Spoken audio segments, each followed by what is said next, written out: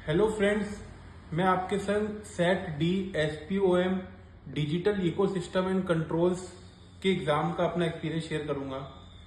Friends, मेरे 60 marks आए हैं और मैं आपको बताऊं तो पेपर बहुत इजी आया था सेट डी का। सेट सी के कंपेरिजन सी तो मतलब अबव एवरेज था, तो डी काफी इजी था।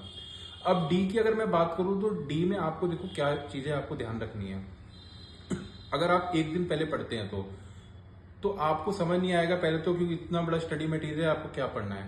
तो अगर मैं आपको बताऊं तो मैंने कैसे पढ़ा था। तो जैसे अगर चैप्टर है अगर आप चैट जीपीटी पे जाते हैं, चैट जीपीटी पे चैप्टर का नेम लिखते हैं, तो आपको ओवरव्यू समझ आ जाएंगे। तो आपको ना बेसिकली कुछ नहीं करना, आपको चैप्टर का ओवरव्यू जानना है, आपको किसी भी चीज की डिटेल में नहीं जानना, जो कि मेरी स्ट्रेटेजी थी और मेरे 60 मार्क्स आ गए।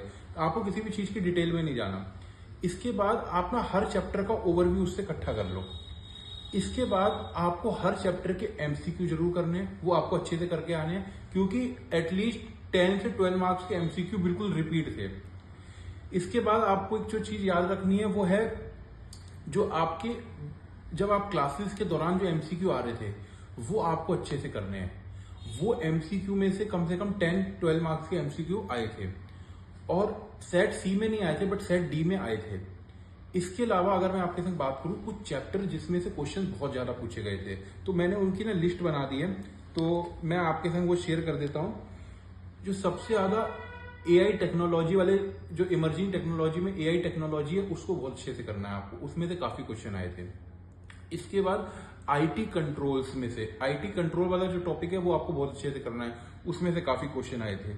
इसके बाद फर्स्ट चैप्टर में कोबिट करके एक कॉन्सेप्ट है, उसको आपको अच्छे से करके जाना है। आपको उसमें ना कोबिट के बड़े सारे ना वो दे रखे वर्जन 4400, 4401, 10, 20, वो सब मत करना, वो सब नहीं आया था। बट हाँ, आपको एक अच्छे से पढ़ना है कि भाई कोबिट क्या होता है, कोबिट आपका उसका फ्रेमवर्क क्या होता है, वो सब करके जाना है। इसके बाद अगर मैं आपके संग शेयर करूं तो IITL फ्रेमवर्क पे काफी क्वेश्चन आए थे। ये फर्स्ट चैप्टर में कॉन्सेप्ट है IITL, ये फ्रेमवर्क है, इस पे आपको अच्छे से करना है। इसके क्वेश्चन काफी अच्छे से आए थे। इसके बाद अगर मैं आपके संग और चीजें शेयर कर दूं फ्रेंड्स, तो डिजिटल डेटा वाले चैप्टर को आप अच्छे से करना। डिजिटल डेटा वाले में आपको कौन कौन से आपको ना वो लगाने पड़ेंगे जिससे आपका डेटा ब्रीच ना हो जाए। जैसे कि कंट्रोल्स लगाते हैं ना, फायरवॉल और भी बड़े सारे इंक्रिप्शन, वो सब आपको अच्छे से करना है, क्योंकि उस पर केस स्टडी बेस्ड क्वेश्चन आए थे कि 3 केस स्टडी आई थी बिल्कुल इसी क्वेश्चन पे। आपको वो क्वेश्चन में केस स्टडी ऐसी आती है कि एक फिनटेक कंपनी है, फिनटेक कंपनी अपने यहाँ पे अपना इलेक्ट्रॉनिक डेटा को बचाने के लिए, उसके साइबर अटैक ना हो, तो उसको कौन कौन से कंट्रोल लगाने चाहिए। तो उसमें आपको पढ़ के जाना है फायरवॉल होता है या कौन कौन से आपको कंट्रोल्स लगाने चाहिए जिससे आपका लोग अटैक ना करे। ये क्वेश्चन आपको बहुत अच्छे से करके जाना है। मैंने आपको डेटा एनालिटिक्स टूल्स बता रहा हूं, एक डेटा एनालिटिक्स टूल्स वाला कॉन्सेप्ट अच्छे से करके जाना। उसके अंदर स्टैटिस्टिकल, प्रिडिक्टिव एनालिसिस, ये सब आपको अच्छे से करके जाना है। डेटा विजुअलाइजेशन, ये वाला कॉन्सेप्ट, ये मैंने ना लिस्ट बना दी, जो मैं एग्जाम में दे के आया था, मैंने लिस्ट बना ली थी कौन कौन से क्वेश्चन आए थे, ताकि जो फर्स्ट टाइम दे रहे हैं शायद उनका मेरे एक्सपीरियंस से हेल्प हो जाए और उनका भी टाइम वेस्ट ना हो और उनका फर्स्ट अटेम्प्ट में निकल जाए। बेसिकली ये सब आपका है। एक फेयर इंफॉर्मेशन प्रैक्टिस कॉन्सेप्ट है डिजिटल डेटा में, उससे क्वेश्चन आया था, वो भी आपको जरा ध्यान से करके जाना है। डेटा 2 फैक्टर ऑथेंटिकेशन का क्वेश्चन आया था, वो करके जाना है। डेटा लॉस से क्वेश्चन आया था। एक्सेस कंट्रोल से क्वेश्चन आया था कि भाई हम लोग अपने एम्प्लॉयज के एक्सेस कंट्रोल कैसे लगा पाए कि कोई फाइल वो जो है वो शेयर वो एक्सेस ना कर पाए, उसका क्वेश्चन आया था।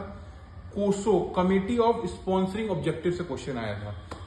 तो बेसिकली ना मैंने फ्रेंड्स आपको क्या बता दिया, जो क्वेश्चंस मेरे पास जो आए थे मैंने आपके संग वो शेयर कर दिए। और आपको एक चीज जो याद रखनी है, आईसीआई के एमसीक्यू जरूर करना। और ना बस एक चीज मैं आपको बेस्ट अगर सजेशन दूं, एग्जाम में बिल्कुल आपको बस क्या करना है फ्रेंड्स, कॉमन सेंस अप्लाई करना है और एग्जाम में आपका क्लियर हो जाएगा। क्योंकि अगर आप क्वेश्चन पढ़ोगे, अगर आप जस्ट कॉमन सेंस अप्लाई करोगे तो आप उस एमसीक्यू का आंसर फाइंड आउट कर लोगे। आपको बस कॉमन सेंस करना है। और ये जो मैंने क्वेश्चन बताए ये इंपॉर्टेंट है, ये आप जरूर करके जाना। और जो आपके पोर्टल पे जो आप क्लासेस ले रहे थे वो आए थे, वो जरूर करके जाना। तो आई होप मेरे एक्सपीरियंस से आपको फायदा होगा। तो thank you very much friends, thank you.